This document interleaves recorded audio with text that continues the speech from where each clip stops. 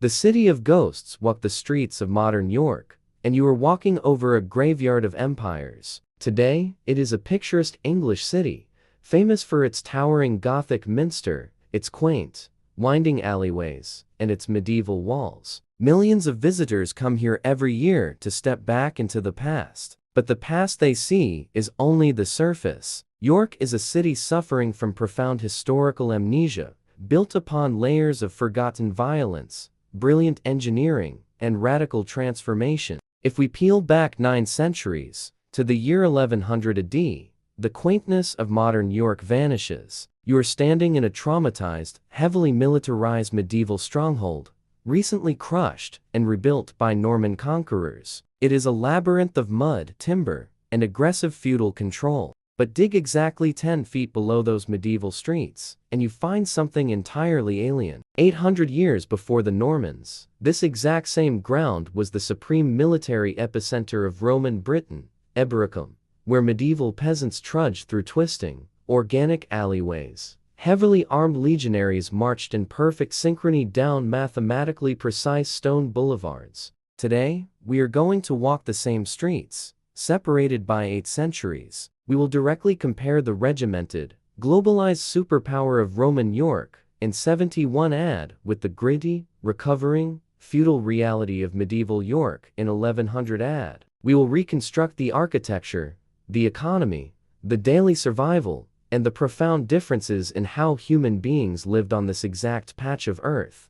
The anatomy of the street's urban layout. To understand a civilization, you must look at how it organizes space. The fundamental difference between Roman and medieval York is the difference between imposed order and organic chaos. In 71 AD, the Roman 9th Legion Legio IX Hispana, commanded by Quintus Petilius Cerealis, marched into the north of Britain to subdue the rebellious Brigantes tribe. They did not adapt to the landscape, they conquered it. They built a massive legionary fortress, a castrum spanning 50 acres on the north bank of the River Alus. Roman York was designed with aggressive geometry. The fortress was a rectangle, divided by a grid of straight, paved roads. The main street, the Via Praetoria, ran perfectly straight from the southwest gate directly to the central headquarters. Crossing it was the Via Principalis. These roads were heavily engineered, paved with compacted gravel and stone,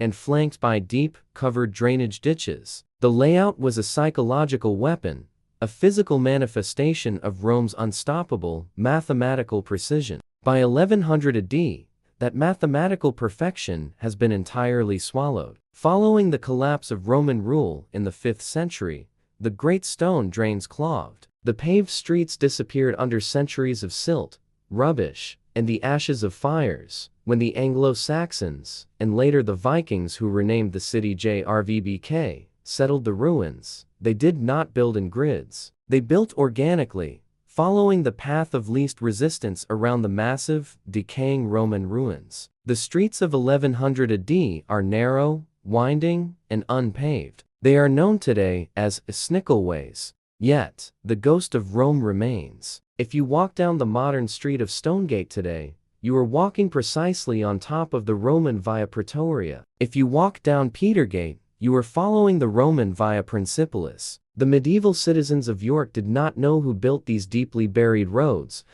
but the solid foundations beneath the mud dictated where their timber carts could safely travel. The medieval street plan is a chaotic Norse and Norman scar tissue grown over a rigid Roman skeleton, stone and timber architecture and materials. The visual contrast between the two eras is stark, driven by a complete collapse in construction technology and a shift in available resources.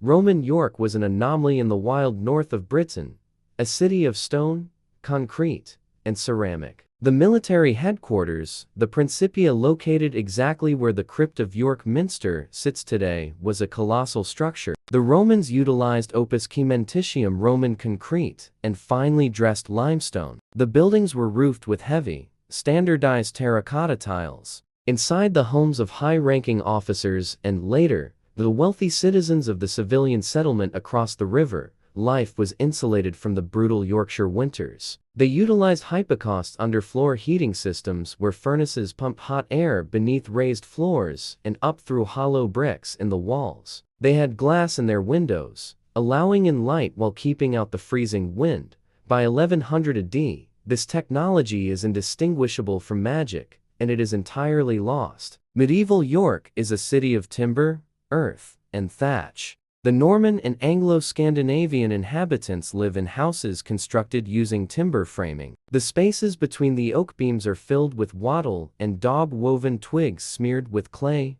straw, and animal dung. Roofs are overwhelmingly thatched with reeds or straw. There is no underfloor heating. To stay warm, medieval citizens build an open fire on a central hearth located on a packed earth floor. There are no chimneys. The smoke simply rises and slowly filters out through the thatched roof, leaving the interior permanently cloaked in a stinging, eye-watering haze. There is no window glass for the commoner. Windows are small openings sealed with wooden shutters or scraped, translucent animal horn. While the new Norman elite are beginning to build fortresses and early churches in stone, the vast majority of the population in 1100 AD lives in highly flammable, drafty wooden boxes built upon the buried, ruined hypocausts of their Roman predecessors, the Cosmopolitans and the conquered population who walked these streets. The demographics of York shifted radically between the Roman and medieval eras, moving from a diverse, globalized military hub to a fractured, traumatized feudal society.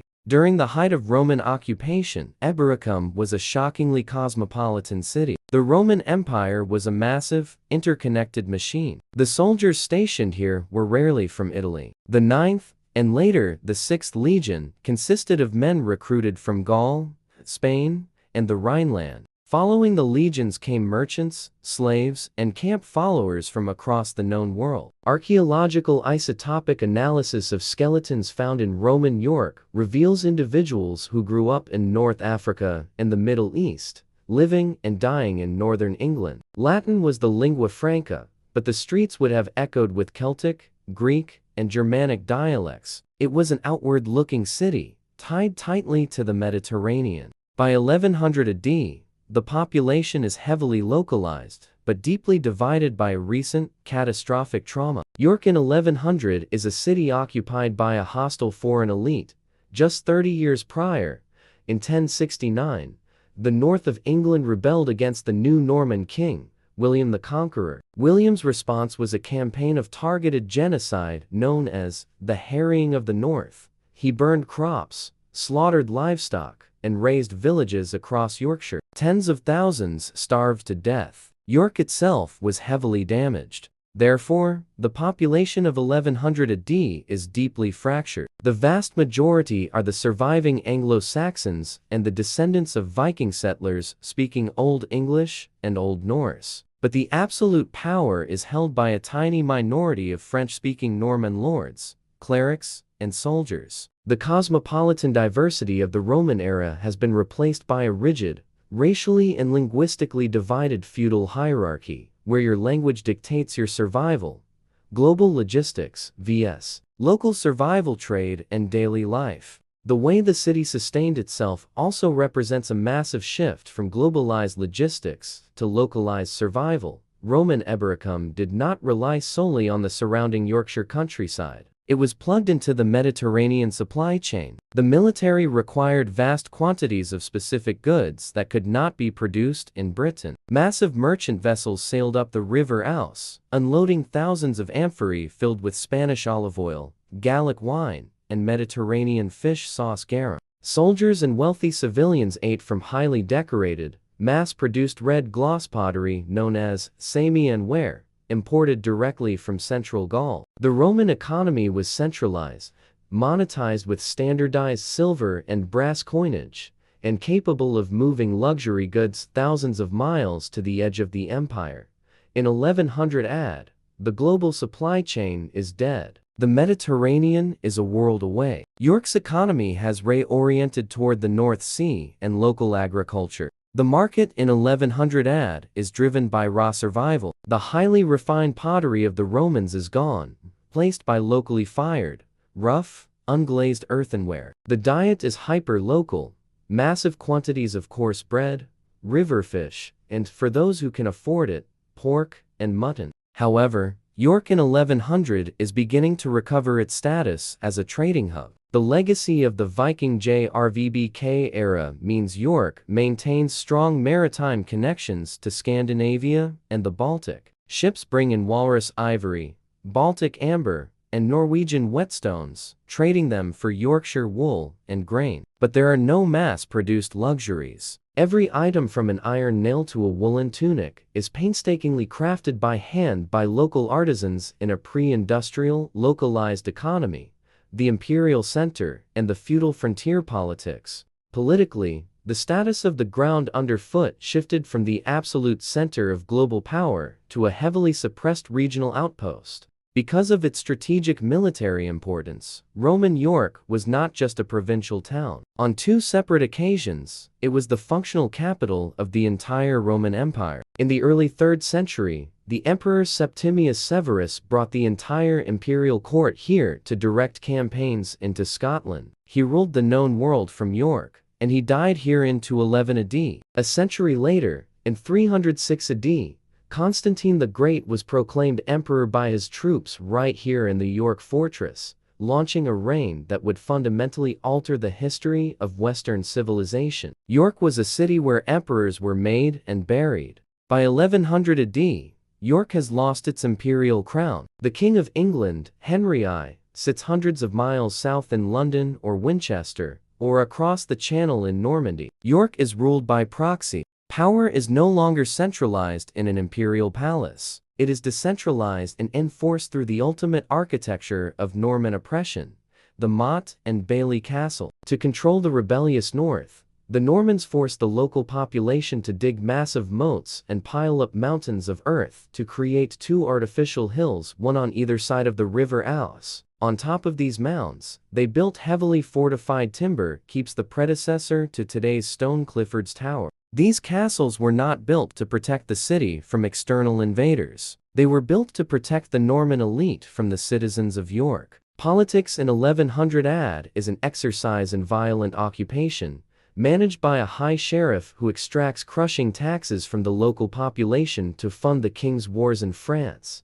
Altars, eagles, and spires. Religion in these two eras dictated the rhythm of daily life, the calendar, and the physical shape of the city. Roman York was aggressively polytheistic. The state religion was the imperial cult, the worship of the deified emperors, and the traditional pantheon of Jupiter, Mars, and Minerva. Temples dotted the city, filled with statues and burning incense. But the soldiers also brought their own gods. Altars have been found in York dedicated to obscure Celtic deities, and to Mithras, a secretive Eastern cult highly popular among the military. It was a transactional, pragmatic religious landscape. You made sacrifices to whichever god could guarantee your survival in battle or success in business. In 1100 AD, the spiritual landscape is utterly monolithic. The polytheism of the Romans and the Old Norse gods of the Vikings have been entirely eradicated. There is only one church, and it is absolute: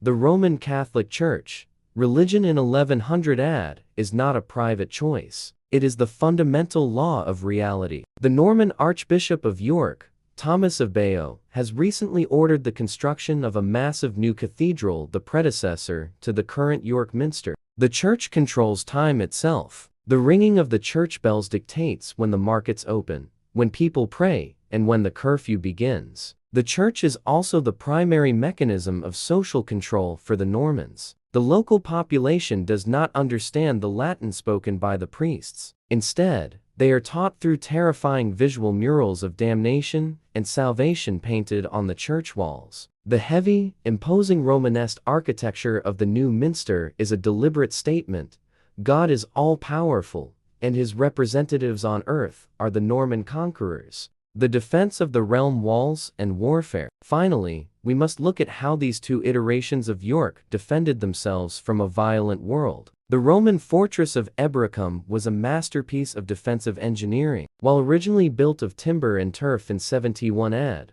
by the early 3rd century, It was surrounded by a massive, continuous wall of cut limestone, backed by a massive earthen rampart. The walls were punctuated by interval towers and massive corner bastions, such as the surviving Maltangular Tower. These towers housed ballistic torsion-powered artillery capable of firing iron-tipped bolts through multiple men at a distance of hundreds of meters. The defense of Eboracum was mechanized, professional, and backed by the logistical might of an empire.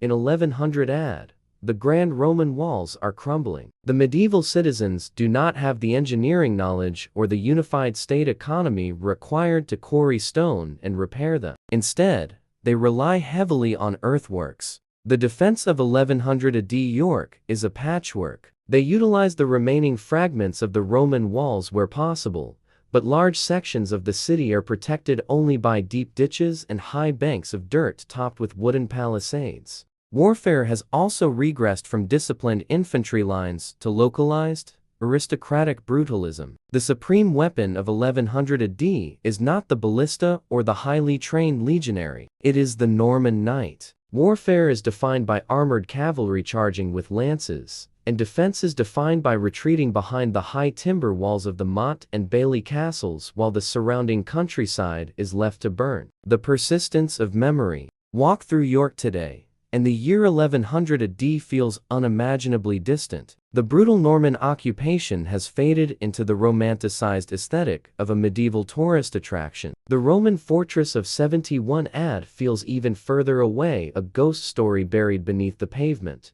But history is not a series of erased whiteboards. It is a layering of deeply etched scars. The modern city of York cannot exist without the traumas and triumphs of its past. The tourists who buy fudge on Stonegate are funneling down an avenue built by the sweat of the 9th Legion to move troops toward the Scottish frontier. The massive Gothic minster that dominates the skyline only sits in that precise location because it was the epicenter of Roman military command, and later, the seat of Norman religious dominance. Between 71 AD and 1100 AD, humanity on this single patch of earth forgot how to build in stone, forgot how to heat their homes, and lost a global empire. But the foundations remained. The Romans laid the grid. The Vikings and Normans filled it with life, blood, and timber. And today, we walk obliviously over their combined legacy. The streets remain the same. Only the empires change.